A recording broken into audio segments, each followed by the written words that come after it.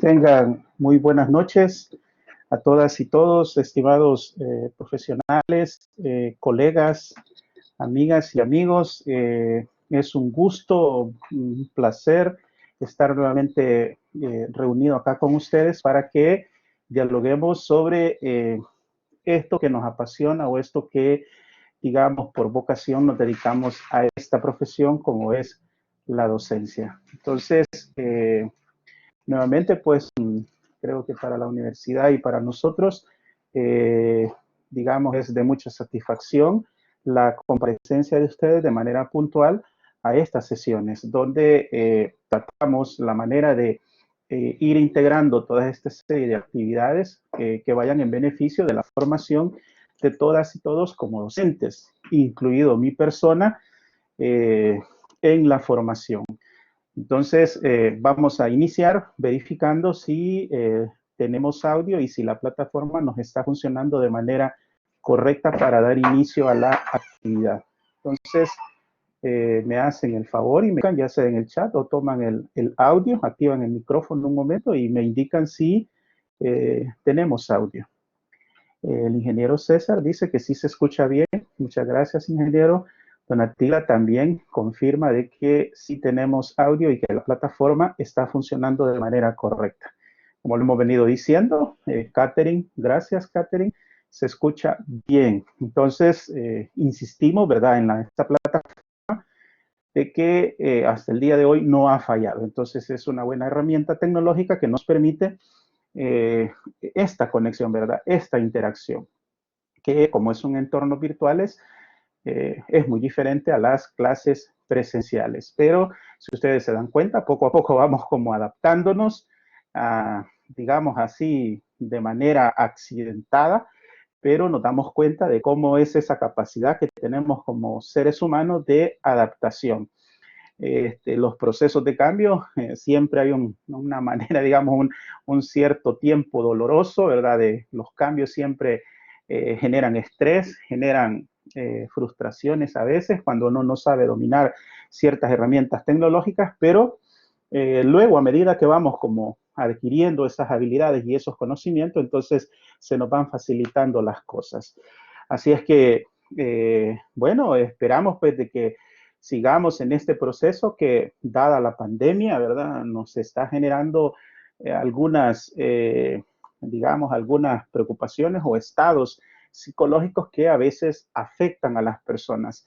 Así es que no olvidémonos de trabajar mucho, digamos, el aspecto psicológico, porque ya llevamos un buen tiempo de, si bien es cierto, no tenemos una orden legal de cuarentena o de encierros, pero todos tomamos conciencia, ¿verdad?, del peligro al cual estamos sometidos y de manera, digamos, natural, el ser humano tiende también a autoprotegerse.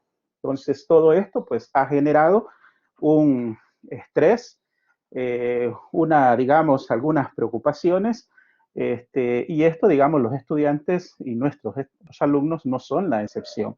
Máxime cuando son personas jóvenes, ¿verdad? Entonces viene y esa preocupación o estas condiciones que cambian abruptamente, entonces todo el escenario, digamos, ha fallado o ha cambiado. Entonces digamos, la realidad de nuestro país ha entrado en unas condiciones, en unas circunstancias que preocupan cada vez, ¿verdad? Preocupan cada vez que vemos que nunca, digamos, las autoridades, las máximas autoridades de la administración de la pandemia, todavía no logran ese acuerdo necesario para, digamos, adoptar las medidas adecuadas y que todas y todos nos cuidemos. Creo de que muy importante va a ser en este momento la empatía, la solidaridad que tengamos todas, ¿verdad? Y todos sobre todas las consecuencias que toda esta pandemia nos va a generar, porque esto apenas comienza. Como no sé si lo mencionaba la vez pasada, que el director de la Organización Mundial para la Salud hacía referencia de que esto no solamente va a afectar el aspecto de salud, sino que va a haber un deterioro social, económico y político. Y nosotros eso ya lo estamos experimentando. Pero pese a todas esas circunstancias, miren cómo nos encontramos nosotros, con el deseo de estudiar, con el deseo de prepararnos, con aquella siempre disposición, ¿verdad? Buena disposición para, digamos, para los aprendizajes. Esto nos demuestra, ¿verdad? Que pese a las circunstancias, ahí estamos los docentes también siempre, ¿verdad? Muy activos, muy preocupados por la educación, en el caso de nosotros, por formarnos, adquirir algunos aprendizajes, adquirir nuevas ideas, nuevos conocimientos para trasladarlos allá en nuestra práctica profesional.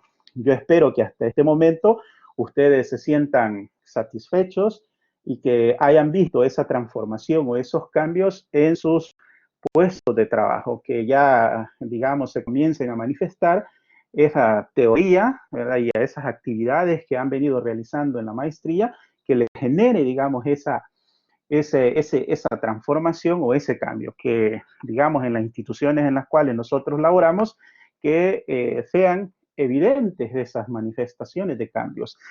A veces nuestros principales catalizadores o nuestros principales juzgados o jueces son nuestra familia, ¿verdad? También está nuestra familia, donde se empieza a ver ese cambio de actitudes, cambio de pensamientos, donde se va generando ese proceso. Y hay algunos, ¿verdad? Yo estoy muy, pero muy complacido. Yo quiero hacer una felicitación general para todas y todos sobre el caso planteado, donde creo yo, donde se ponen en evidencia en muchos de ustedes que tienen mucha experiencia docente, ¿verdad? Tienen esa práctica, tienen esa experiencia, entonces creo yo que será más un trabajo de mejora, más un trabajo de actualización o de diálogo o de discusión sobre estos temas, porque a veces cuando uno está como docente se olvida a veces de repasar la teoría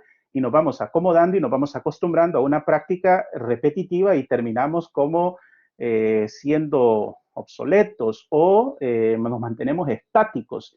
Entonces, estos procesos nos ayudan, ¿verdad? Nos ayudan a reflexionar, pensar nuestras actividades en nuestros puestos de trabajo. Entonces, me hacen hacer esa reflexión.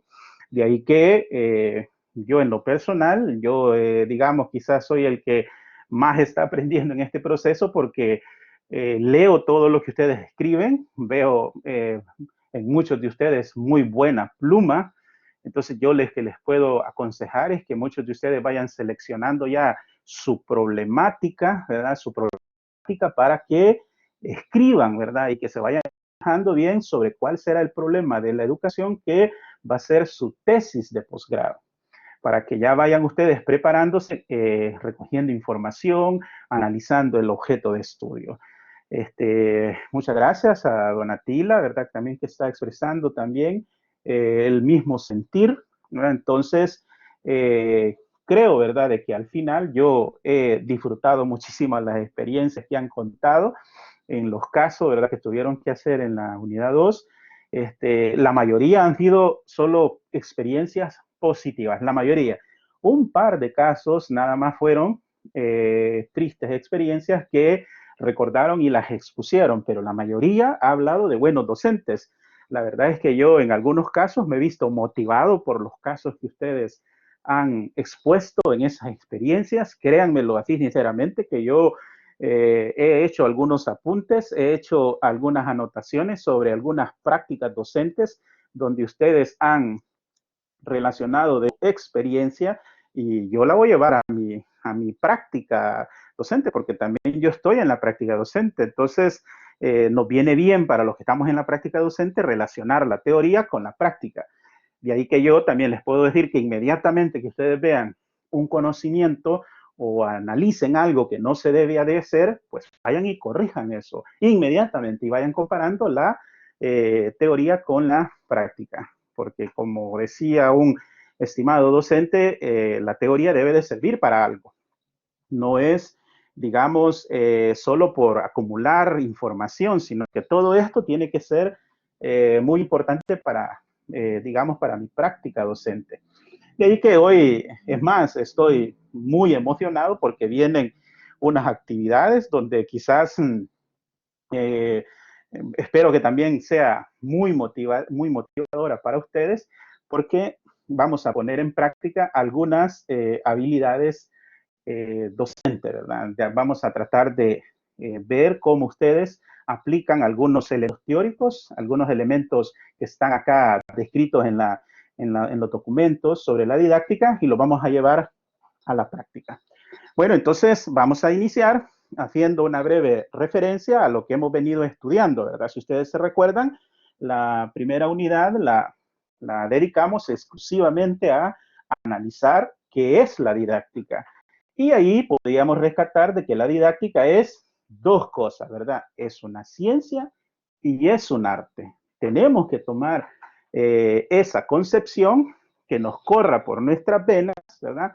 Y que nosotros podamos reflexionar y ver a la didáctica como una ciencia. Es decir, que nuestra actividad docente es científica, no es un oficio, no es una actividad cualquiera, sino que hacemos ciencia, cuyo objeto de estudio de manera exclusiva es el proceso de enseñanza-aprendizaje, que es el que desarrollamos cuando estamos, digamos, ejecutando o, digamos, de manera específica cuando estamos dando una clase.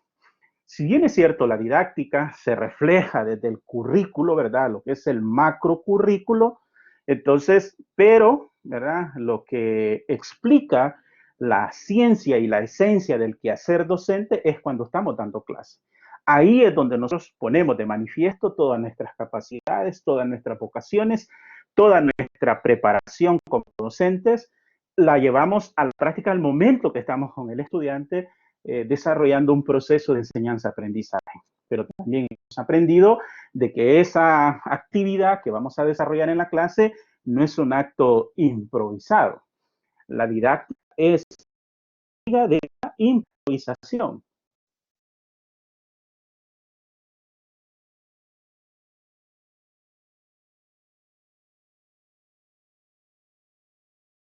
Desarrollar la clase. Y en ese sentido va, digamos, la última actividad, va con ese propósito para que ustedes con estos aprendizajes vayan y hagan o elaboren algunas propuestas de planificación didáctica que se ejecutan en las universidades.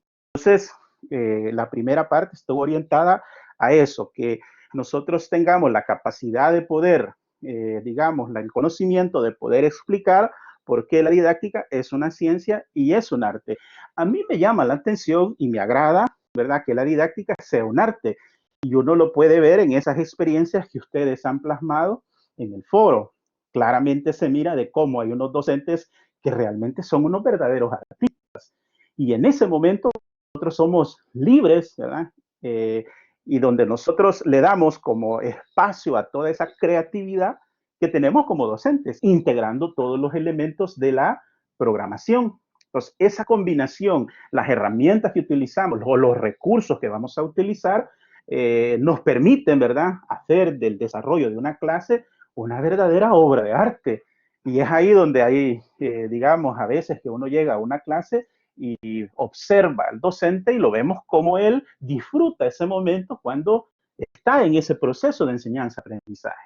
Pero llega también un momento que ahora las nuevas tendencias es que cada vez nosotros vamos como esa famosa o esa tradicional clase magistral cada vez se viene como reduciendo, donde se le da más espacio de participación a los estudiantes. Entonces, digamos, el formato que nosotros tenemos acá en la maestría, digamos, estos 45 minutos me permiten a mí poder socializar con ustedes y, digamos, tal vez no he adoptado yo ese proceso de que ustedes intervengan de manera más activa, pero cuando lo han hecho, yo pues me quedo tan sorprendido que me motiva a seguir comentando sus ideas. Me parece que quizás es demasiado corto el tiempo para poder reflexionar todos estos temas entre pares. Cuando estamos entre pares y nos gusta esto, creo yo de que casi si fuera presencial estuviéramos discutiendo toda una jornada, ¿verdad? Toda una jornada matutina, ¿verdad? Donde estuviéramos debatiendo sobre estos temas. Y luego en la en la segunda, ¿verdad? En la segunda unidad, lo que estuvimos analizando era sobre digamos, el acto didáctico, donde resaltábamos la comunicación como el elemento esencial, ¿verdad?, del acto didáctico, lo que es la comunicación, la buena comunicación que debemos desarrollar con los estudiantes. Yo esperaría que con el estudio que hicieron de la unidad 2, vayan a ese proceso de enseñanza-aprendizaje ahora en el nivel virtual y establezcamos esos canales de comunicación, que ahora vivimos en la era digamos, en la era de las TICs, ¿verdad? De la información y la comunicación. Hoy tenemos tantas herramientas y tantos medios para podernos comunicar de manera directa con los estudiantes. Entonces, vayamos y generemos esos espacios de comunicación, ¿verdad? Donde interactuamos con el estudiante. Yo lo he dicho en términos quizás bastante simples o bastante sencillos, pero siempre he considerado de que la necesidad de nosotros como docentes de caer bien con los estudiantes. Tenemos que trabajar con nuestra personalidad, donde no podemos ser docentes demasiado autoritarios o demasiados cortantes, o a veces incluso hay respuestas de mal gusto para los estudiantes, sino que tenemos que tener, digamos, lo que es un tacto al momento de trabajar con los estudiantes dependiendo del nivel con el cual estemos trabajando. Entonces, de la segunda unidad rescatamos eso, que el acto didáctico es un acto de comunicación. Entonces, tenemos que trabajar mucho, ¿verdad?, en ese modelo. Ustedes hicieron un trabajo sobre los modelos de comunicación, la experiencia que ustedes contaron, que como repito, todas fueron muy buenas, resaltaron las competencias de sus docentes al momento de establecer comunicación con ustedes y el resultado fue muy bueno, fue buenísimo, ¿verdad? Entonces, ¿y qué se logra con eso? Lo primero, aprendizajes, pero quizás la finalidad, creo yo que uno de los elementos más relevantes de una buena comunicación es ver a estudiantes felices, ver a estudiantes contentos, sonrientes, que termina la clase, detecten esto, que los estudiantes cuando tienen esa deferencia con nosotros, se despiden muy, muy amablemente con nosotros. Eso es una señal del buen trato que nosotros a veces tenemos con los estudiantes. Que recuerden que el proceso de enseñanza-aprendizaje es un acto humano, son personas, y donde esas relaciones, donde hemos venido aprendiendo como esto del postulado de la como aprender a convivir, entonces eso por hoy, digamos, está generando grandes beneficios a la humanidad. Y luego en la unidad tercera, identificábamos lo que eran los elementos de la programación. Solamente estoy rescatando los puntos más sobresalientes de cada una de las unidades, ¿verdad? Los aprendizajes. Y quiero rescatar de esta unidad tercera que eran los elementos de la programación, donde están los objetivos, los contenidos, la metodología, los recursos, la evaluación y el tiempo. Vamos a recordar esos elementos en la última actividad, ¿verdad?, que van a hacer, que es sumativa, una actividad sumativa, una evaluación sumativa, en donde van a tratar ustedes de integrar estos elementos en un caso práctico. Entonces van a estructurar ustedes una planificación que contenga todos esos elementos. Pero con la que sí estoy emocionada es con la actividad de esta semana. Con esa sí estoy muy ansioso de verlos a ustedes en acción. Quiero ver que así como escriben, ¿verdad?, así ustedes se organizan y se dedican a la preparación de una clase.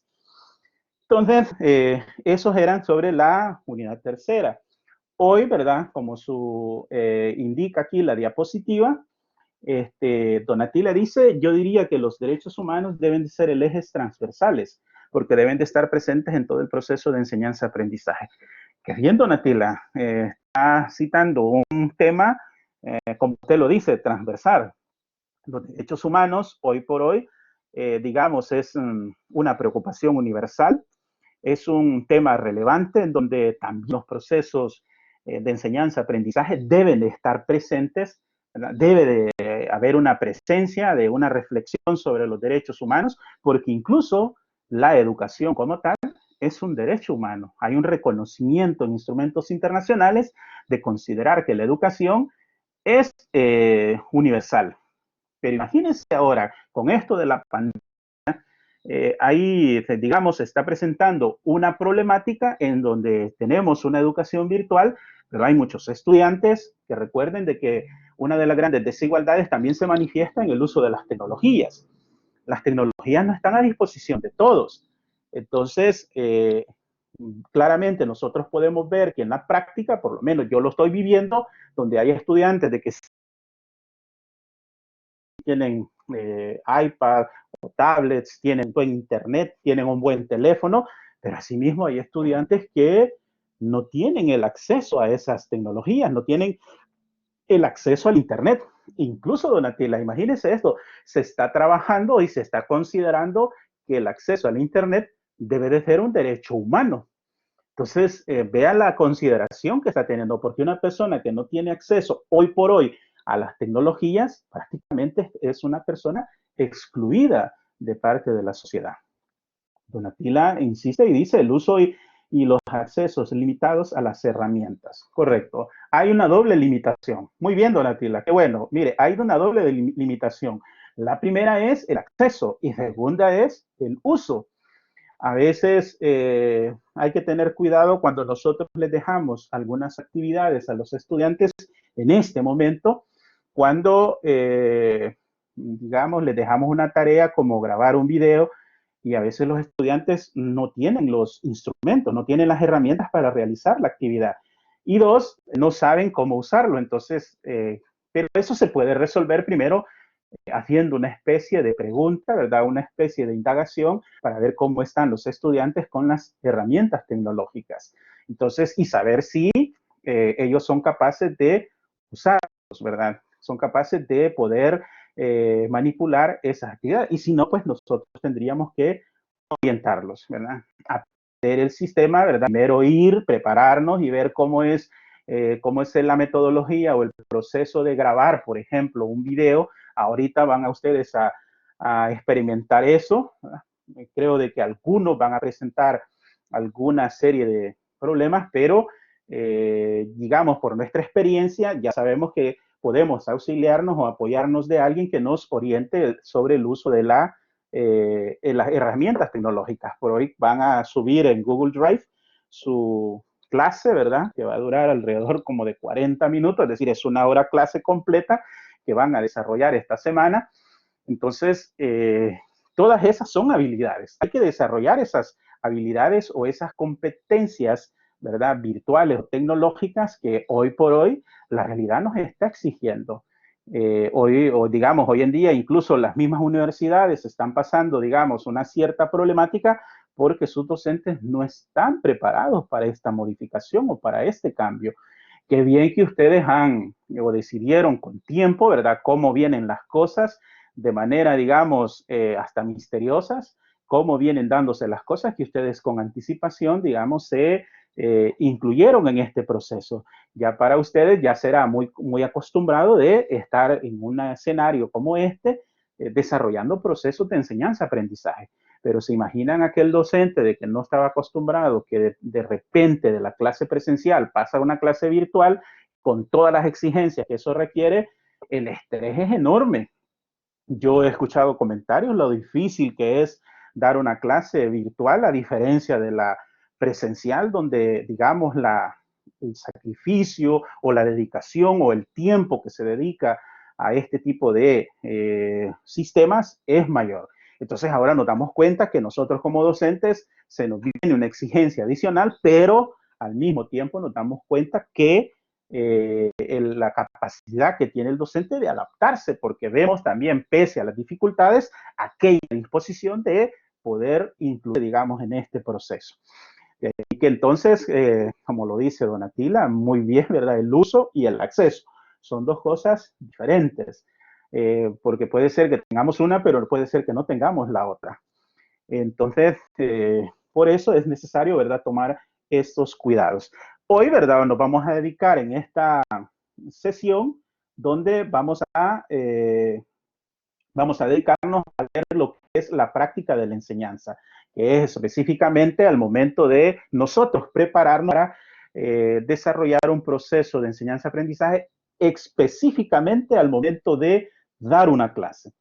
Y ahí que la agenda para esta noche es breve, ¿verdad? Es muy sencilla, estructuralmente está muy fácil de comprender y son 4 puntos, ¿verdad? Sobre la práctica de la enseñanza. La primera es cuáles son esas formas de organización de ese proceso de enseñanza-aprendizaje. ¿Cuáles son esas maneras que nosotros podríamos decidir cómo organizar una clase? Porque hay que decirlo, digamos, vamos a hablar del deber ser, ¿verdad? Como la didáctica es una ciencia y es un arte donde se supone de que el especialista es el docente con formación pedagógica, entonces es a él a quien le debemos de confiar la planificación, la programación y la ejecución del proceso de enseñanza-aprendizaje. Entonces, la ciencia, la didáctica, me genera o me proporciona ciertas formas, ciertos esquemas, metodologías, base teórica, base científica para desarrollar esa actividad. Entonces, el docente con todo ese conocimiento técnico, científico, se prepara al momento de ejecutar o desarrollar una clase. Pero no llega, digamos, de la nada, sino que requiere de planificación. Por eso, una de las grandes actividades, y para algunos docentes que yo los he visto que tienen mucha vocación, cuando están en esta actividad de la planificación, se les ve muy entusiasmados, se les ve pero muy interesados. Es una actividad que los apasiona. Ustedes lo van a experimentar, ¿verdad? En la otra semana, o perdón, cuando ya se ejecute la última semana, lo van a experimentar y ahí ustedes podrán identificar si tienen esa vocación. Porque recuerden que hace al docente, lo que realmente identifica a un docente es dar una clase. Porque vamos a encontrar muchos docentes que no dan clase, tienen otro tipo de cargos, que si bien es cierto son relevantes para la educación, pero si no da clase, se considera de que se pierde la esencia de ser docente. Incluso yo tengo amigos, tengo colegas que tienen cargos importantes en la educación y ellos me comentan de que siempre están pidiendo que por lo menos en la institución educativa le den una materia, por lo menos una materia, y a veces cuando el tiempo es demasiado limitado, por lo menos piden combinada con otro docente para por lo menos dar una clase cada 15 días, porque consideran de que cuando no están en un aula, cuando no están dando clase, consideran que están incompletos, como que están vacíos. Entonces, porque lo que nos convierte en docente es ese proceso de enseñanza-aprendizaje. Entonces, el segundo tema también son los enfoques. Voy a decir rápidamente, lo voy a comentar, que ese acto de enseñanza lo vamos a hacer en base a enfoques o en base a modelos didácticos. Entonces, tenemos enfoques y modelos didácticos. Y finalmente, de acuerdo al objeto de lectura que tenemos para esta semana, concluimos con lo que son los recursos materiales. Esos recursos materiales, incluso a veces en la práctica, o quizás no a veces, sino que siempre corren por cuenta del docente. Claramente yo puedo ver una vocación pero tan extraordinaria en los docentes de primaria, ¿verdad? Que son tan importantes en la formación de las futuras generaciones, donde las estructuras mentales de buenos aprendizajes a futuro están en esa educación inicial, ¿verdad? Como es la primaria. Veo a estas estimadas profesoras, generalmente son mujeres, no sé si se han dado cuenta de eso, que es raro ver un docente hombre en la educación primaria. Entonces, la veo que de sus recursos personales, cómo invierten dinero en materiales didácticos para los niños. Es decir, es tanto el amor, es tanto el aprecio a su profesión que son capaces de hacer eso. Eso no es de extrañar, también lo podemos ver a nivel superior, donde hay docentes que aprecian tanto su práctica docente que son capaces de llegar a hacer eso también. Eso no hay duda de que, como una vez se le preguntaba a María Teresa de Calcuta, de dónde le salía la capacidad a ella de besar a personas con lepra. donde los abrazaba, los besaba y él le preguntaba que de dónde le salía tanto amor por los enfermos. Entonces, claro, ella hablaba de un Dios, ¿verdad? Entonces, pero era el amor a los enfermos, era el amor a las personas necesitadas, a las personas que necesitaban de ese amigo, digamos, ese acompañante o esa persona que se coloca a la par del sujeto, y ahí, digamos, está como la salvación de estas personas. De ahí que como el éxito de un niño, el éxito de un niño hoy en día es porque tuvo la suerte de que hubo un adulto que se preocupó por él. A veces nosotros hemos tenido la suerte, algunas personas tuvieron la suerte de tener docentes que se preocuparon por ellos. Hoy son personas de éxito gracias a esa preocupación de ese docente en su formación primaria. Yo tengo colegas que me hablan de sus experiencias, ellos no son docentes, pero a veces yo en mi investigación trato de indagar sobre algunas experiencias docentes para tal vez comentarlas o para poder aplicarlas en los procesos de enseñanza-aprendizaje, y yo pregunto a colegas, amigos, sobre experiencias docentes, y en algunos casos me han expresado eso. Consideran de que en su vida tuvieron la suerte de tener docentes que se preocuparon por su formación en su momento. Entonces, a veces sucede de que nosotros también desarrollamos digamos, esa tendencia, nos vinculamos tanto con ciertos estudiantes que nos nace, digamos, acompañar a estos estudiantes en su formación.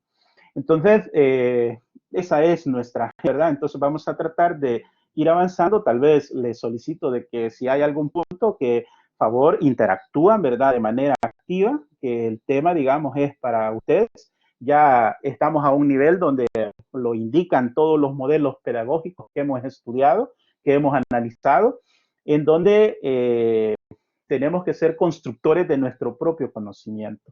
Cada vez, digamos, las orientaciones van dirigidas a generar aprendizajes autónomos, ¿verdad? Cada vez vamos como en ese proceso.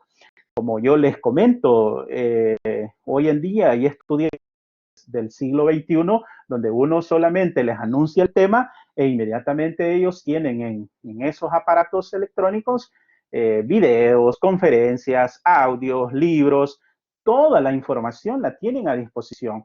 Entonces, es necesario, ¿verdad?, que nosotros desarrollemos esa habilidad, esa actitud de ir más allá, ¿verdad?, ser muy proactivos en los procesos de enseñanza-aprendizaje y permitirle al estudiante en la práctica que desarrolle todas esas potencialidades, lejos de ser obstáculos, así como el modelo de comunicación, ¿verdad?, como estudiamos en la unidad 2, unidireccional, donde el docente es el que va estableciendo el ritmo y solo él va marcando la pauta, donde me pareció interesante uno de sus trabajos, donde se hacía la afirmación que por lo menos en las ciencias o en esta ciencia de las matemáticas sí era adecuado ese modelo.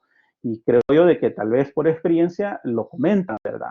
Pero recuerden que de esos 4 modelos, la aspiración, la que debemos tener es en el cuarto modelo, que es el multidireccional, es decir, donde la comunicación y los aprendizajes, proviene de diferentes fuentes. Que, digamos, la característica de este tipo de modelo es que el docente se hace invisible en el grupo. El docente ya pasan a ser como un elemento más. Yo lo he visto en la práctica de que hay alumnos que se refieren a ciertos docentes como compañeros. Dicen, este docente es como un compañero más de nosotros, donde ellos son los protagonistas de su proceso de enseñanza-aprendizaje, donde este docente ha desarrollado tanto ese modelo de comunicación, donde hace que el estudiante de manera, digamos, de manera muy, pero muy consciente y voluntaria, asume el rol, ¿verdad?, en la construcción de sus propios conocimientos.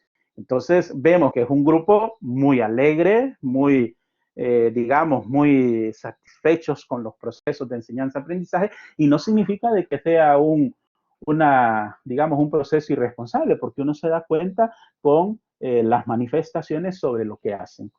Entonces, ahí tenemos nuestra agenda y, como de costumbre, vamos con nuestra pregunta reflexiva, ¿verdad?, que implica de por qué es importante el estudio de la práctica de la enseñanza? Bueno, habría que decir de que es importante en el sentido de que nos permite, ¿verdad?, prepararnos y decidir o tomar ciertas decisiones antes de llegar a ese proceso de enseñanza-aprendizaje. Es el que nos permite, es el que nos posibilita, ¿verdad?, preparar de manera científica el acto de, digamos, preparar el proceso de enseñanza-aprendizaje, porque para eso es el que nosotros nos estamos preparando. Entonces, esa es la relevancia. Probablemente, como estas son respuestas como hipótesis, ¿verdad?, en la medida de que vayamos hablando, entonces podríamos ir modificando estas consideraciones. Bueno, entonces vamos con el primer punto, ¿verdad?, que son las formas de organización del proceso de enseñanza-aprendizaje. ¿Cuáles son esas formas? En el texto se mencionan dos. Esto, ¿verdad?, tiene que ver con la manera de cómo ustedes van a preparar su clase para esta semana. Entonces, ustedes van a desarrollar o van a organizar ese proceso de enseñanza-aprendizaje, que es una clase, bajo dos formas. Y existen dos criterios, de acuerdo al número de participantes, ¿verdad?, o en correspondencia con los niveles de acercamiento a la realidad. Entonces, dependiendo, digamos, de estos dos criterios, es que ustedes van a organizar la clase. De ahí que, como de acuerdo al número de participantes, esta, ¿verdad?, se desarrolla bajo una tutoría que bien puede ser individual o grupal. Entonces, generalmente, ¿verdad?, generalmente siempre esta forma de organizar el proceso de aprendizaje es grupal. Hoy en día, ¿verdad?, generalmente ocurre de esta manera. Entonces, de ahí pues que elegimos nosotros esas dos formas y en razón, digamos, de la correspondencia con los niveles de acercamiento a la realidad, existe uno de carácter académico, uno de práctico profesional y uno de carácter investigativo. Esas son como las dos formas de organizar una clase, es decir, dependiendo de los fines o propósitos que nos propongamos en la clase, es así donde vamos a organizar ese proceso de enseñanza-aprendizaje, dependiendo de los propósitos, si es de carácter académico, si es de carácter práctico profesional.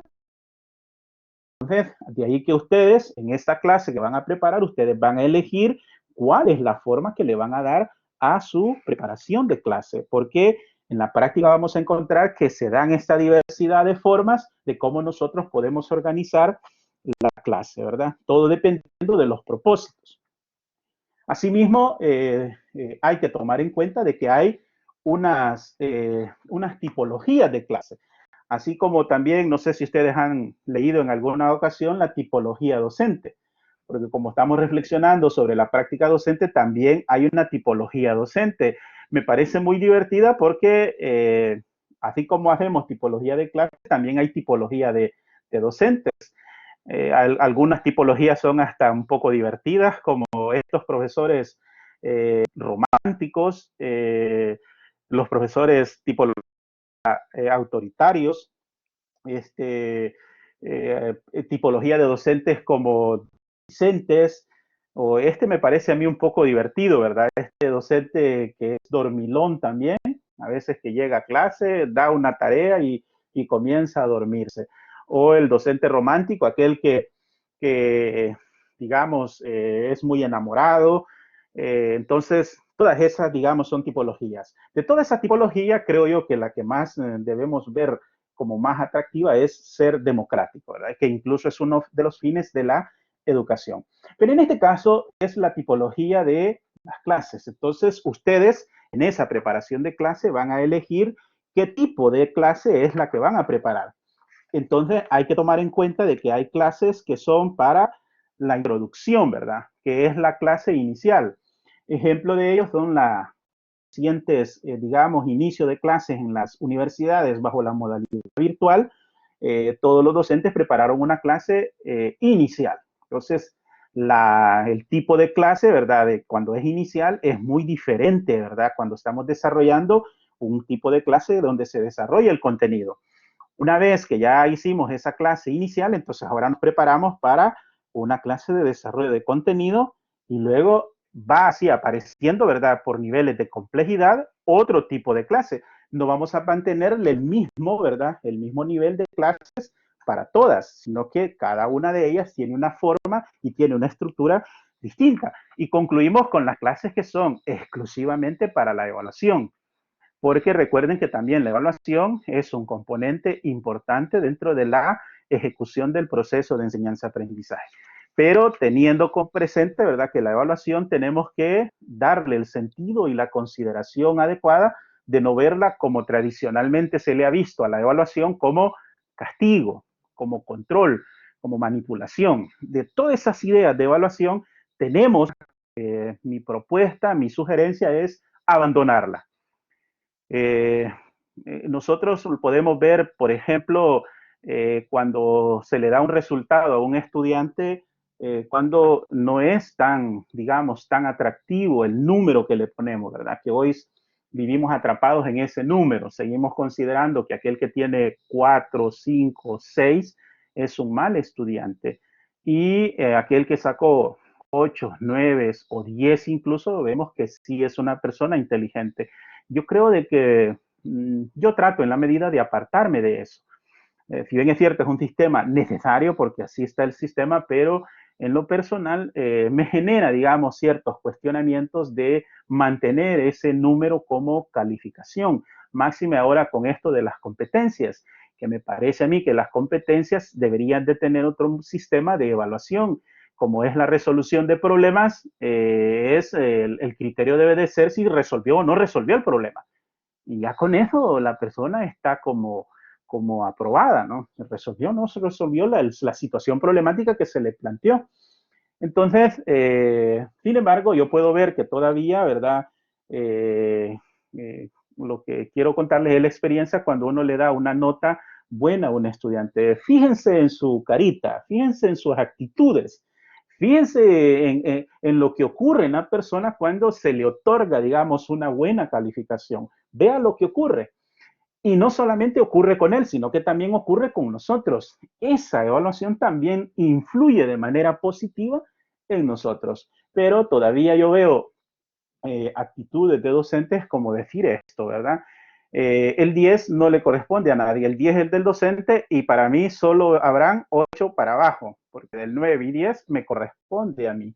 Entonces son actitudes que creo yo, ¿verdad?, que todavía prevalecen o existen en la vida, que deberían de ser como, digamos, superadas.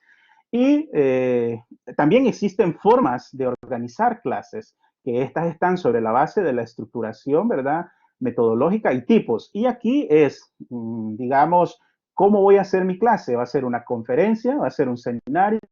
¿Va a ser una clase práctica?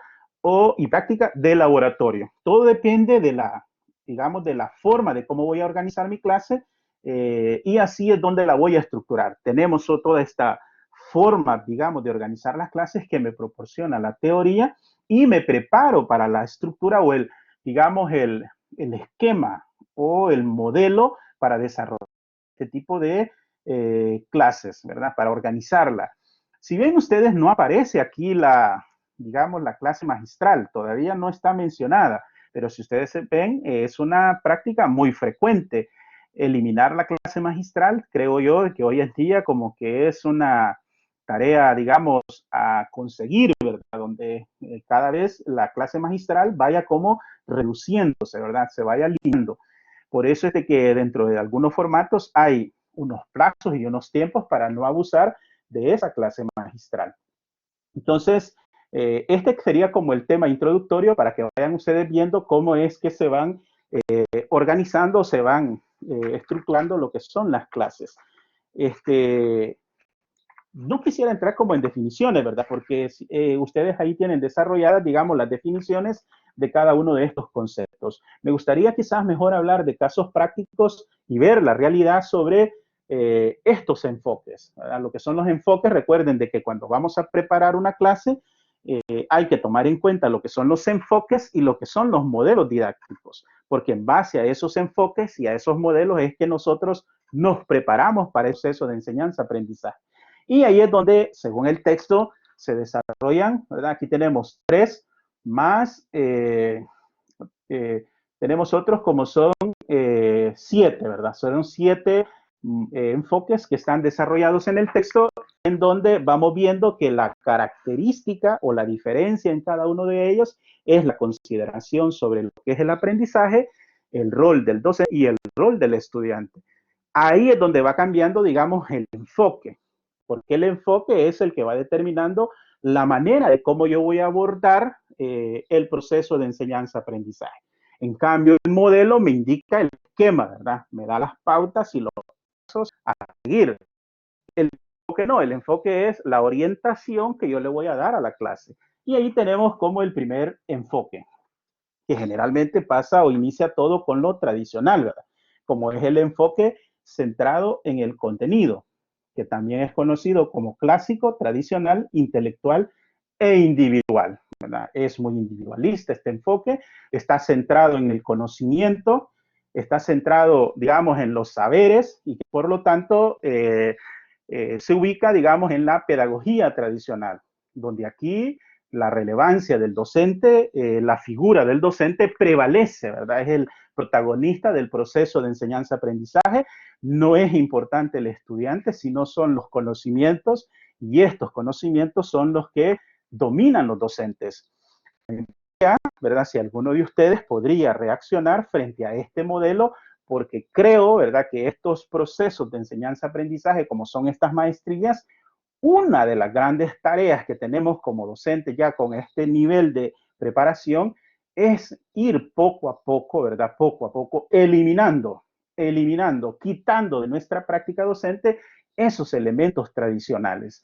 Yo espero, ¿verdad?, que en ningún maestrante practique, digamos, esta forma de enseñanza, que se abandone, digamos, este enfoque de manera definitiva, donde, digamos, genera todavía serios tropiezos para la transformación de nuestra sociedad.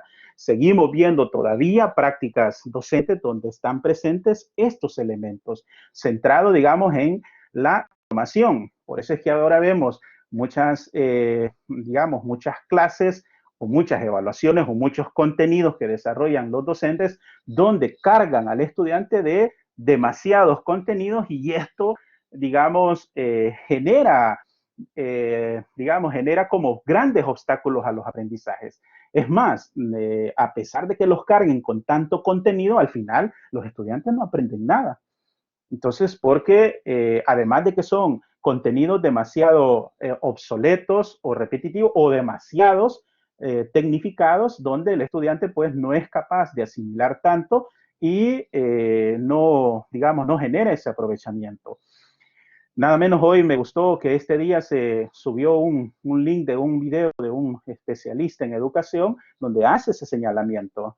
Para los que están en ese grupo, vayan y vean detenidamente ese video y ahí hay 18 consejos que da el especialista para en este momento, digamos, no solamente de la pandemia, sino que me parece de que esos consejos también nos sirven como formación docente, que son, creo yo, son muy buenos. Y uno de los consejos que da es limitar el contenido, hablar más de lo relevante, hablar más de lo más importante y no entrar tanto en esos detalles que a veces, ¿verdad?, lo que hacen es complicar nuestro aprendizaje.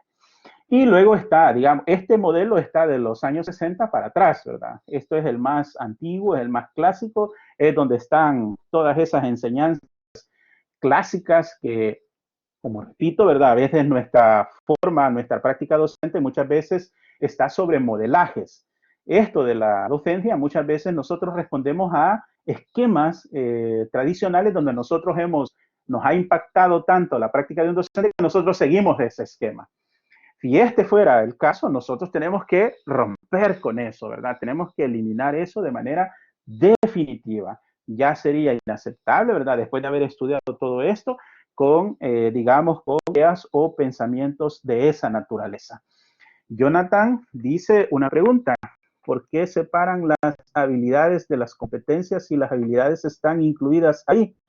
¿En qué casos se ve reflejada la diferencia? Tiene razón, Jonathan. Bueno, hablamos de habilidades, ¿verdad?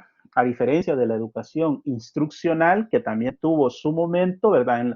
En la historia, lo que es la educación instruccional, que donde prevalecía, digamos, el modelo pedagógico conductista, donde la idea era enseñar a las personas o enseñar al estudiante a hacer cosas y a comportarse de determinada manera. Hoy, con el aprendizaje bajo competencias, escuchamos, ¿verdad?, que son parte de las competencias. Por eso, usted tiene razón, que no debería de separarse, sino que cuando hablamos de competencias se incluyen los tres saberes, ¿verdad?, que ya habíamos estudiado con Jacques Delors, que incluso se convirtieron en postulados de la UNESCO, que estamos, como todos los docentes, comprometidos. Cada vez que preparamos una clase no tenemos que olvidarnos de esos postulados, ¿verdad?, que vamos a formar a los estudiantes digamos, en conocimientos, en habilidades y en actitudes, como saber, ¿verdad?, aprender a saber, aprender a hacer y aprender a hacer. Entonces, esos tres postulados, después el enfoque, aquí lo vamos a ver, donde sí me gustaría, Jonathan, es que usted reflexionara esto, que me parece sí algo relevante, porque aquí está planteado en la unidad y me gustaría que ustedes reaccionaran a la afirmación que se está haciendo en este documento, como que aquí en el documento se le trata a la competencia como un enfoque y no como un modelo ni tampoco como un paradigma educativo, sino que nada más es un enfoque. No llega a ser ni incluso ni una teoría pedagógica, por lo menos así como está tratado en el documento. Me llama la atención esto porque yo ya he hecho otras lecturas donde sí se discute eso. Entonces, sobre su pregunta, Jonathan, que me parece muy interesante, ¿verdad?, es que las habilidades es una parte de la competencia, pero recuerde, depende de qué enfoque o desde qué teoría está tratando el concepto, porque si lo vemos desde el modelo instruccional, la habilidad es el elemento central.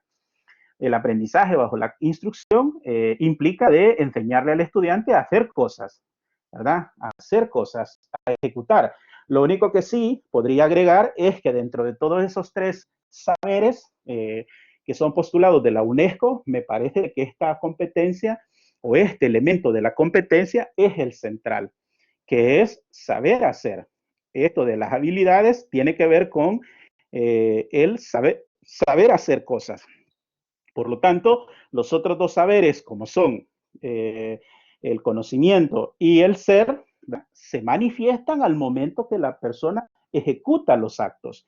Entonces, me parece a mí que si yo quisiera como elegir dentro de todos estos saberes el mejor, me parece que la importancia radicaría en las habilidades. Entonces, agrega Jonathan de que podemos hacer cosas sin saber cómo lo hacemos. Eso es el conductismo. Jonathan, eso es el conductismo. Eso era lo que se pretendía romper, ¿verdad? Se pretendía romper con el constructivismo. Que las personas, digamos, reflexionaran por qué hacen las cosas. Y vea esto, a veces yo ya he entrado en procesos a veces de contrataciones de personal,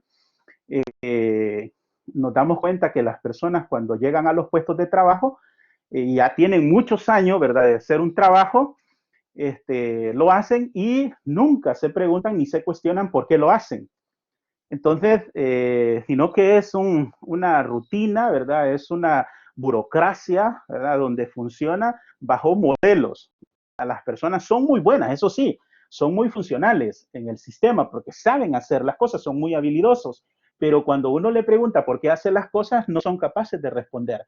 En cambio, ahora con la formación, ¿verdad?, con el constructivismo o el cognitivismo de Jean Piaget y Vygotsky, nos dimos cuenta de que este modelo no era el adecuado. Esto es formar personas automatizadas, que desde el punto de vista de, no sé si ustedes han leído o revisado unas teorías pedagógicas que se le llaman pedagogías críticas.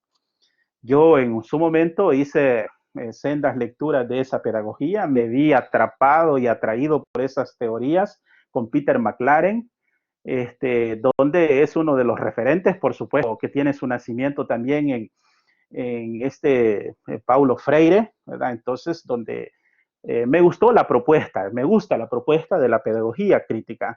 Entonces, donde cuestiona, ¿verdad?, de que este tipo de formación de profesionales es para un sistema, digamos, capitalista, ¿verdad?, donde la persona pues aprende hacer cosas sin cuestionar nada.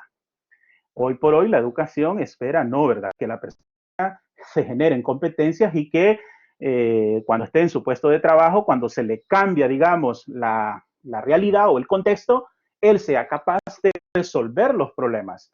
En cambio, hay personas que llegan a los puestos de trabajo, pero no son capaces de resolver los problemas.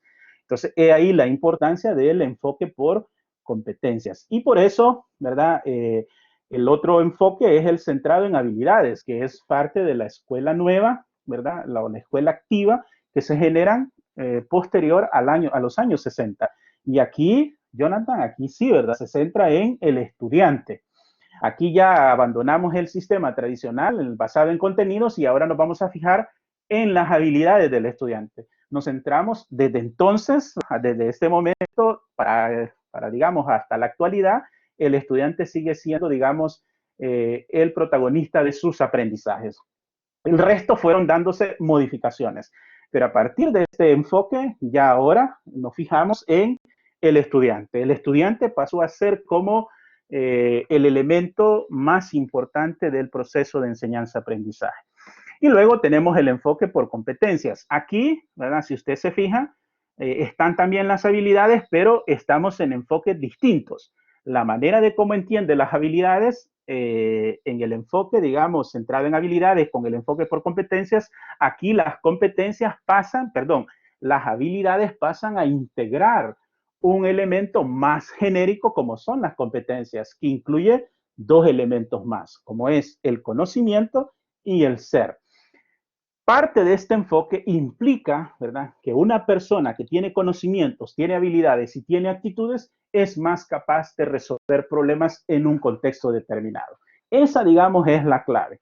Son sujetos más autónomos, porque va buscando esa la idea de generar la autonomía en los profesionales, en donde son capaces o son habilidosos para hacer, digamos, esas integraciones. Una persona competente, ahora, así como nos estamos enfrentando en la actualidad.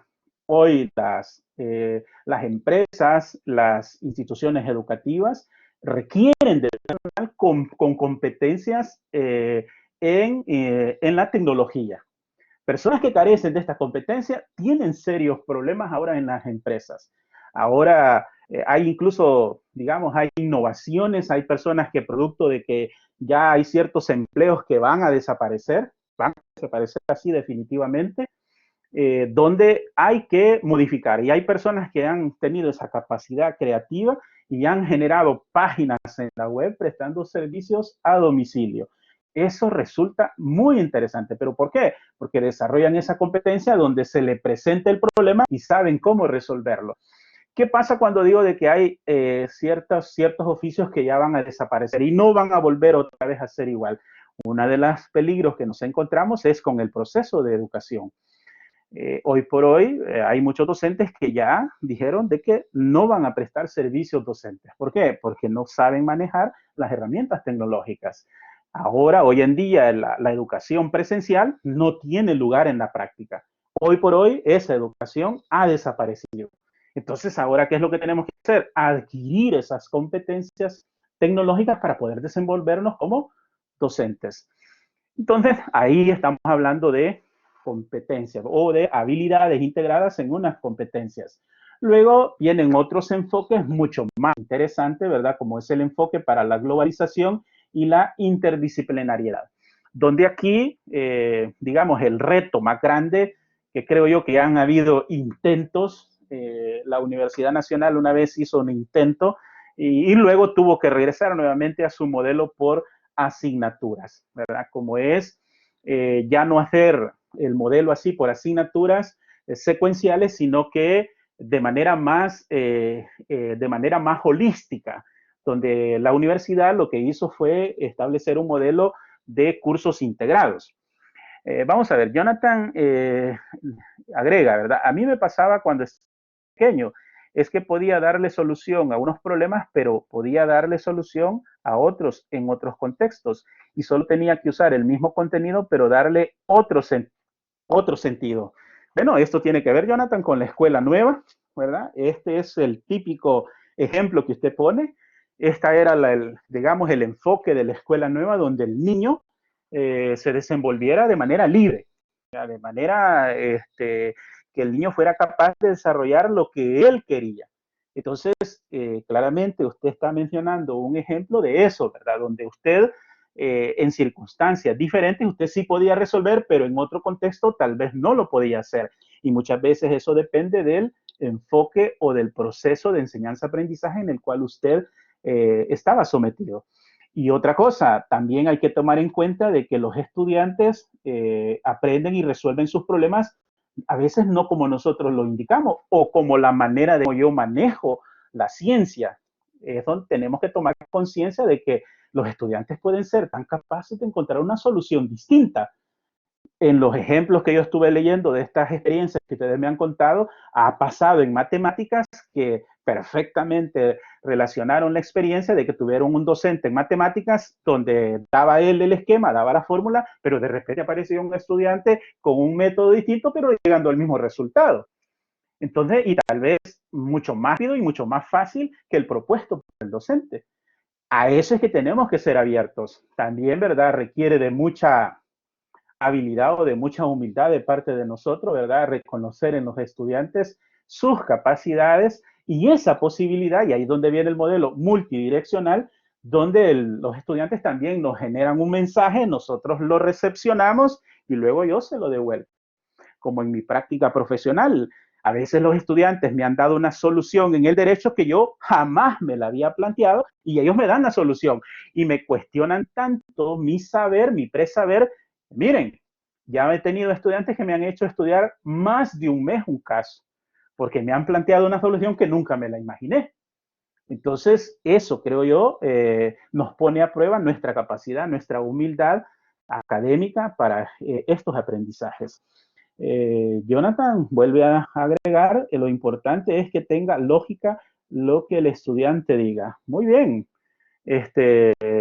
O incluso, Jonathan, aunque a mí me parezca que no tenga lógica lo que él está diciendo, pero si él lo está analizando y lo está viendo desde ese punto de vista, por favor, no le neguemos esa posibilidad. Respetemos su manera, digamos, de concebir, de ver la realidad de manera distinta. Fíjense que yo por eso es que a veces les voy a confesar algo. Existen procesos de enseñanza-aprendizaje donde yo quizás no evalúo el resultado, sino que lo que evalúo es el proceso. Como por ejemplo, el estudiante se esmeró, el estudiante hizo actos de indagación, veo que en su trabajo hubo horas de dedicación, veo el interés del estudiante, de ahí el resultado puede ser distinto. Sin embargo, su proceso de actitud, digamos, es el bueno. Por supuesto de que les estoy hablando de mi profesión, ¿verdad? En lo que es en el derecho. Probablemente en otras disciplinas como ciencias exactas no podrá hacerse eso. Excepto, ¿verdad? Que él me salga con una fórmula donde existe la duda de que probablemente se cuestione, digamos, incluso la fórmula. Porque recuerden de que las matemáticas es una ciencia formal, donde el objeto de estudio es decir, donde el objeto de estudio no es que existe empíricamente, sino que es una realidad construida. Pero esa realidad construida también puede cambiar, como el número 2 en matemática. El número 2, como decir, la suma, ¿verdad? Que 2 más 2 es 4 o 1 más 1 es 2. Entonces, un profesor de lógica nos ponía el ejemplo. ¿Cuánto sería una gota más otra gota? Entonces, todo, ¿verdad? 2 gotas. No, porque si yo coloco una gota sobre otra gota, ya no son 2 gotas, sino que es una gota. Entonces, jugaba con nuestra capacidad lógica en ese momento, pero era producto para mostrarnos de que el objeto de estudio es construido, ¿verdad? Muy bien, Jonathan, una gota. Yo creo que ya he escuchado ese ejemplo que lo ponen los lógicos, donde juegan con eso. Por eso yo tengo cuidado cuando estoy hablando con algún lógico, ¿verdad? Porque nos atrapa en esos problemas que tenemos con el lenguaje. Y muchas veces cometemos ese error, digamos, como docentes. Entonces, tenemos que este enfoque, ¿verdad? Todos estos enfoques para la globalización y la interdisciplinariedad es abandonar este modelo de asignaturas. Entonces, hoy por hoy quizás es casi imposible, ¿verdad? hacer esta propuesta. Pero créanmelo, incluso tiene el otro problema, que para darse este tipo de cambios necesitamos que haya un conjunto de docentes con las mismas aspiraciones, porque esto del desarrollo profesional como docentes no lo podemos hacer de manera individual. Miguel Ángel dice que Ken Robinson está de acuerdo con eso. Bueno, muy bien. Tal vez Miguel Ángel nos podría ampliar ese dato, ¿verdad? Que ya recuerdo a Miguel, que tiene buena pluma literaria, ¿verdad? Que me dio mucho gusto leer sus comentarios, que yo espero que en ese foro hayan leído su participación. Se van a divertir mucho con lo que él escribe, y lo van a ver con esa pasión con la pluma, ¿verdad? Entonces, si nos hace Miguel Ángel el favor de ampliarnos un poco con Ken Robinson, ¿verdad? Entonces, bueno, aquí ya salió el primer admirador también, Miguel Ángel, que es excelente participación, es seña de que también lo leyó, yo lo disfruté en ese pequeño momento también. Y yo les invito a que vean sus líneas, ¿verdad? Y les va a pasar igual. Entonces, bueno, entonces tenemos también el otro enfoque para la socialización y el otro enfoque para la interculturalidad, que estos ya son enfoques más avanzados que han salido, digamos, en la teoría, pero que vamos en ese proceso. Por lo menos creo yo de que el enfoque que deberíamos nosotros de dominar mucho, porque me parece que ya estos otros enfoques requieren de un mayor desarrollo profesional, digamos, de los profesionales en docencia. Y de manera aislada más vamos a dar estos cambios o estos saltos de calidad. Tenemos que desarrollarnos en grupo. Por eso nosotros no debemos de ser egoístas con nuestros colegas docentes en cuanto a la formación. Es necesario de que todos nos formemos de manera, digamos, igual, ¿verdad? O por lo menos cercana para que juntos vayamos proponiendo estos cambios. Porque a veces a mí me ha ocurrido. Yo recuerdo cuando estudié, cuando me dediqué ya a estudiar docencia y regreso a la ciudad ya con formación pedagógica y queriendo yo hacer cambios. No se puede. No se puede porque si no está su colega a la par de los conocimientos que usted, digamos, ha tenido de manera adicional, no vamos a avanzar. El conocimiento y el desarrollo profesional solamente tiene lugar de manera cooperativa. ¿Ah? Así como veíamos en esa obra que yo les comentaba de que estoy esperando esta vacación para leer, para dedicarme, para avanzar mucho en su lectura, ¿verdad? Sapiens, donde se destaca esto de la cooperación. Miguel Ángel, aquí ahora sí nos va a aclarar, Ken Robinson es que esta educación prusiana arruina la iniciativa del estudiante. Bueno, muy bien, muy interesante. Me recuerda a mí a Iván Illich, Miguel Ángel, que también tiene una opinión sobre la educación. E incluso he leído alguna frase de Einstein también de que desde que él nació aprendió, pero dejó de aprender cuando llegó a la escuela. ¿Verdad? Esta es una queja reiterada de la sociedad donde la educación o los sistemas educativos no están formando a nadie. Lejos de formar a alguien, a veces lo destruyen.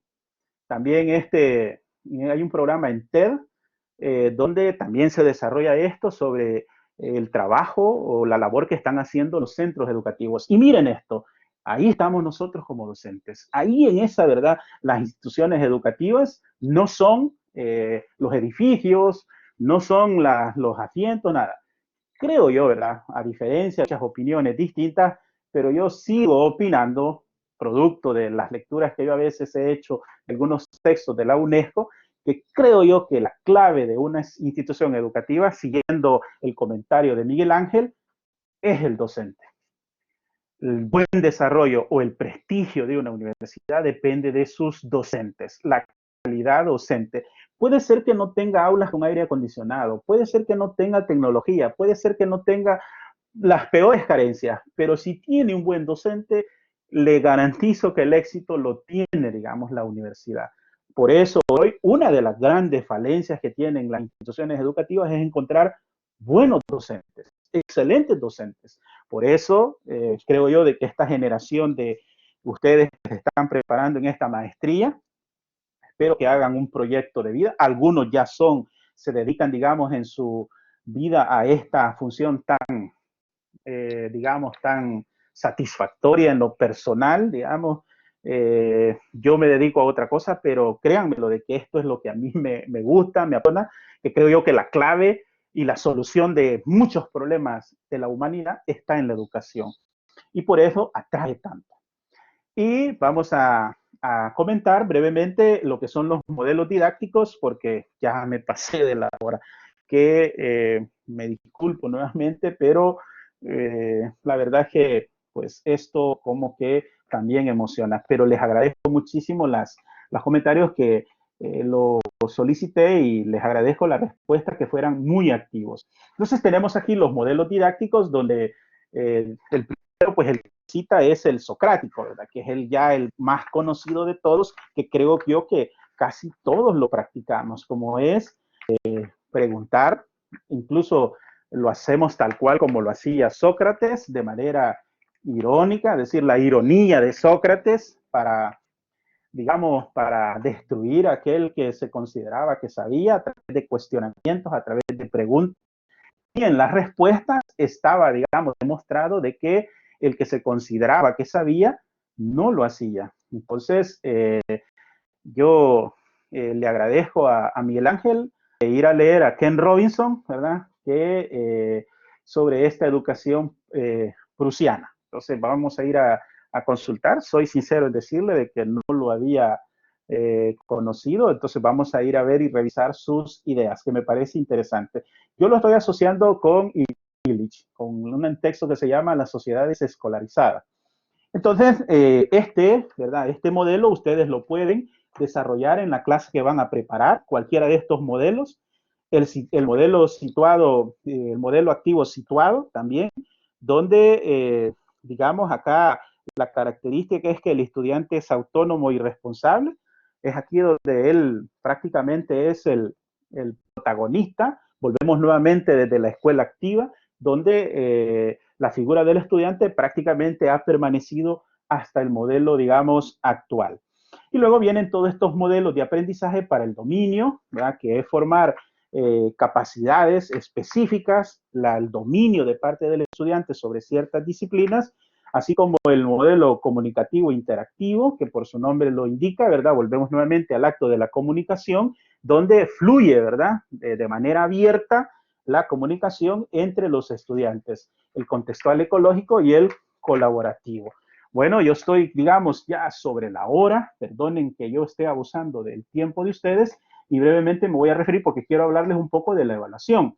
Y finalmente están los recursos materiales, que ya sabemos que son aquellas herramientas que nosotros utilizamos en el proceso de enseñanza-aprendizaje. Yo espero de que ustedes, esa clase que vayan a preparar, mencionen, ¿verdad? Y hagan referencia a esos instrumentos y que hagan una buena selección de las herramientas que van a utilizar para generar los procesos de enseñanza-aprendizaje. Yo pues como reitero de que estoy pero muy entusiasmado de verlos en esa clase y que ustedes demuestren, ¿verdad? Hasta este momento toda esa información, todas esas clases que han recibido hasta este momento de la maestría y que se dediquen a preparar esa clase, ¿verdad? Que le tomen entusiasmo, que le tomen mucho interés a preparar esa clase y luego les va a quedar a ustedes para que se observen y se miren, ¿verdad? Y se comenten entre ustedes. Entonces, ahí son los recursos didácticos como aquel conjunto de medios materiales que intervienen y facilitan el proceso de enseñanza-aprendizaje. Coadyuvan, ¿verdad? Los elementos, los materiales coadyuvan. Y dentro de estos recursos están, ahí se menciona un listado, ¿verdad? Como son los objetos naturales, los objetos impresos o estampados, como son las lecturas, los medios sonoros y de proyección, que hoy tomen en cuenta de que actualmente el estudiante aprende con visualización, es decir, el audio y la visualización es el medio que las nuevas generaciones han adoptado para digamos, verse como motivados y atraídos por el conocimiento. Diferentes fuimos tal vez los que ya tenemos algunos años recorridos donde todavía seguimos apreciando el papel, ¿verdad? Todavía nos gusta la lectura en el libro físico. Hoy la persona, tomemos en cuenta de que aprende de manera diferente. Hoy yo admiro la capacidad que tienen los estudiantes de leer en un teléfono, donde a mí prácticamente eso es imposible leer en un teléfono. Entonces, por lo menos en la computadora sí logro leer, pero con pantalla amplia, pero ya es un asunto de visión, ¿verdad? Y el texto, pues la tecnología, que es una herramienta muy importante. Y nos vamos rápido, estimados amigos y amigas, a ver que es lo que estoy interesado en comentarles, es en su tarea de esta semana, ¿verdad? Que es dar una clase en PowerPoint con audio, ¿verdad? Donde quiero ver cómo ustedes hacen la preparación, la selección digamos, del tema, del diseño, del recurso didáctico, de los instrumentos de evaluación. Entonces, terminar el método, las técnicas. Les voy a dar una breve recomendación, que la clase, una de las recomendaciones didácticas es que nunca se comienza de manera directa con el tema, sino que hay que hacer un proceso de ambientación.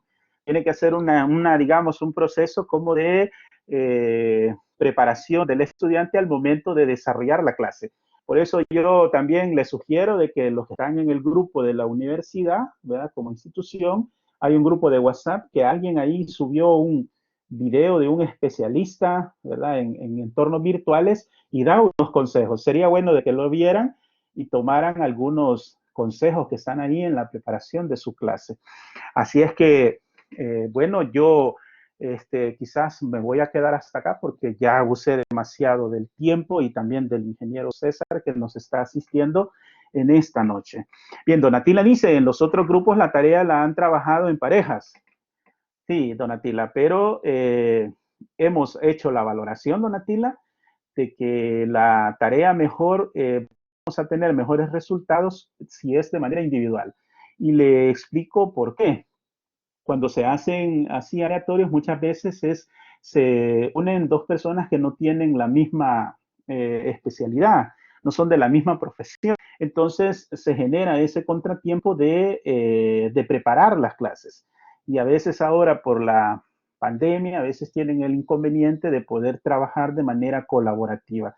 Entonces ha habido una insistencia le soy sincero en decirle, hay bastante insistencia de que tenemos el problema de que no quieren trabajar de manera colaborativa. Entonces hay que hacer otras estrategias para, digamos, para crear conciencia, ¿verdad? Y poder valorar la necesidad de trabajar de manera colaborativa, porque recuerden que las cosas salen mejor si las hacemos en conjunto. Entonces, pero se hizo la valoración, ¿verdad? De que fuera de manera individual. Jennifer dice, solo se presentará el archivo en PowerPoint o se elaborará un guión también para presentarlo. Mire, es una clase la que va a desarrollar Jennifer. Como, digamos, como docentes, vamos a preparar, usted va a elegir aquella clase de primer año, digamos, de educación superior.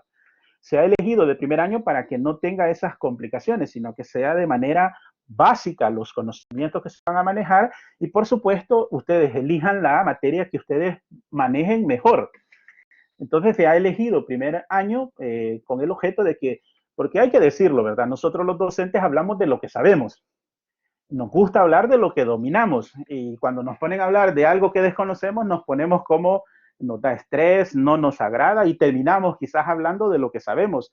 Aunque me impongan hablar de un tema, pero si yo no me gusta y me gusta hablar de lo que yo sé, entonces siempre voy a estar hablando de lo que yo domino. Entonces, digamos, esa es la indicación, esa es como las instrucciones para la actividad. Jonathan dice, es un video que presentaremos, solamente audio.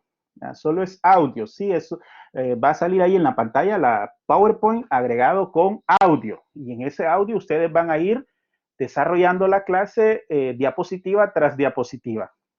Entonces, ¿verdad? Van a ir como desarrollándola. Algunos lo que hicieron, ¿verdad? Es en video completo, pero no salía la imagen de ustedes, solamente iban pasando las diapositivas. Pero la estrategia o la técnica es que le coloquen audio a la diapositiva, pero si quieren hacerlo video, la verdad es que lo que me interesa es ver cómo ustedes estructuran y desarrollan una clase y que apliquen ¿verdad? Aplique todos los componentes que en los documentos se les han propuesto que debe de contener una clase. Donatila dice, entiendo, gracias Donatila. Jonathan también, gracias. José Miguel Llanes dice, podemos utilizar otra herramienta para cargar el archivo, únicamente utilicemos Google Drive. Bueno, la recomendado es ese, pero volvemos nuevamente, Miguel, ¿verdad? Si existe otra manera, aplíquelo, ¿verdad? Si existe, ya hemos dicho de que el conocimiento o las habilidades que podríamos desarrollar, pues pueden ser diversas, ¿verdad? Entonces, si usted encuentra una manera diferente, pues hágalo, ¿verdad? Pero la universidad ha propuesto esa indicación, ¿verdad? Y si lo puede hacer de otra manera, no hay ningún problema. Yo lo único que le solicito es que a poner, digamos, en evidencia todas sus habilidades y competencias docentes, ¿verdad? Que yo quiero verlo y estoy ansioso por escucharlos y verlo, ¿verdad? Y digamos, esa esperanza, ¿verdad? De cambio y de diferencia que vamos a marcar en la docencia y que esa diferencia ya se esté viendo en sus puestos de trabajo, donde nos vayamos proyectando, donde ya no somos los mismos, donde este proceso de enseñanza-aprendizaje haya servido para algo, que esté dando los frutos esperados. No es solamente por tener un título, sino que es para generar esos procesos de cambio. Bueno, entonces Jonathan dice gracias y buenas noches. Jennifer, estamos nerviosos. No, Jennifer, debe estar emocionado. Bueno, que sean nervios, pero de emoción. Que sean nervios por el reto que se le presenta, ¿verdad? Entonces, yo, créame lo de que yo con esta actividad sí me ha gustado. Me ha gustado la estrategia, me ha gustado la técnica, me ha gustado la idea y créanme, lo de que yo estuve mucho tiempo viendo todas esas clases. Miren las de ustedes, voy a pasar mucho tiempo viendo esas clases. Así es que estoy emocionado porque voy a aprender, como he aprendido mucho de sus comentarios, ¿qué me hacen? Mayelene dice, se va a divertir. Claro que sí, Mayelene, claro que sí que me voy a divertir, porque lo que nos gusta hacer nos da alegría. Y una de las cosas que disfrutamos nosotros como docentes es la clase, ¿verdad? La clase. Entonces, Kevin dice, excelente, Lee, cada vez se pone mejor la maestría. Por supuesto que sí. No hay duda de que esto como que está generando, digamos, yo la verdad es que felicito a la universidad por este esquema que tiene con la maestría. Puedo ver el interés de todos ustedes y creo de que es parte de la organización, es parte de la buena, digamos, disposición y organización que tiene la universidad para generar, digamos, este esquema y este modelo de maestría. Ya son famosos, créanme, de que se come mucho esta universidad. Patricia Peraza dice, vamos a aprender. Exacto. Esa es, digamos, el eslogan, Patricia. Yo creo de que no dejamos de aprender, sino que hasta que dejamos de existir, dejamos de aprender. Siempre es una ocasión de aprendizaje. Cada vez que yo lo digo en lo personal, cada vez que yo preparo una materia en un ciclo, me genera aprendizajes nuevos. Cada vez voy descubriendo mejores cosas. Y eso, quizás por eso nos mantenemos pegados con esta actividad de la docencia, por esos aprendizajes, porque aprender genera felicidad, genera satisfacciones digamos, extremas. Así es que, bueno, si no hubiere más, yo la verdad es que les agradezco infinitamente su permanencia en la sesión, ¿verdad? Yo la verdad es que quedo muy contento con su respuesta y su reacción a las sesiones y veo el interés que tienen y me genera realmente una esperanza de que el país puede transformarse, ¿verdad? Con nuevos profesionales de la docencia como lo están demostrando ustedes. Así es que, y lo más importante, como dice Mayrene, es decir, que se diviertan, ¿verdad? Que gocen este momento y disfruten la preparación de la clase, ¿verdad? Porque van a demostrar esa alegría como es dar clases. Janice dice, gracias, estará muy interesante esta semana. Feliz noche, Jennifer. Así es que igualmente para todas y todos les deseo que descansen y que duerman bien, ¿verdad? Y que vayan ahí con esta pequeña tarea, una pequeñita tarea, pero enorme de experiencia, ¿verdad? Muy enorme Va a ser pequeñita, pero enorme en experiencia y en deleite de la docencia. Así es que descansen, les deseo una feliz nuevamente noche para todas y disculpas para el ingeniero Nelson en el caso de que estuvimos más del tiempo requerido. Entonces, hasta luego.